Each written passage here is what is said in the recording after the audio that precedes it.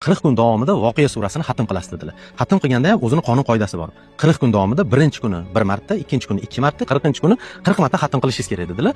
Aytdim, bo'ldi, qilsa bo'ladigan narsa ekan deb kirishdim. Birinchi kuni bitta xatm qildim, ikkinchi kuni ikkita, 18 19-kuni ketadigan bo'lib qoldim, qolib ketdi. Keyin ustozimdan so'rasam, aytdilarki, endi siz bitta xatm qarz bo'lib qoldingiz, uni uzmasangiz bo'lmaydi. Ha, mayli dedim. Shunaqa bo'lib, xatmni tugatish o'rniga minusga kirib ketishni boshladim-da. Keyin to'xta dedim, hayotimni tartiblamasam bo'lmas ekan dedim. Voqli turishni yo'lga qo'yishni boshladim sekin, yozishni boshladim sekin. Tezroq o'qishni o'rgandim. 3 daqiqada emas, 1,5 daqiqada Voqea surasini yodlab oldim. Xullas shunaqa qilib sekin-sekin hayotimni o'zgartirishni boshladim. Voqli turaman, xatmni qilaman, boshqa ishlarni qilaman. Lekin hayot qiziq, bir kun biznes, bir kun kasal bo'lib, shu asnoda 4 ta xatm qarzman. Keyin birin-ketin ulardan qutulishni boshladim. Mana shu oddiygina 40 kunlik xatmga mana 1 yil umrim ketdi. Lekin shu orada men hayotimni to'g'irladim, voqli turishni o'rgandim, ishlarimni rejalashni yo'lga qo'ydim. Va shu orada bizning ishlarimiz ham sheriklar bilan juda ham yurishib ketdi.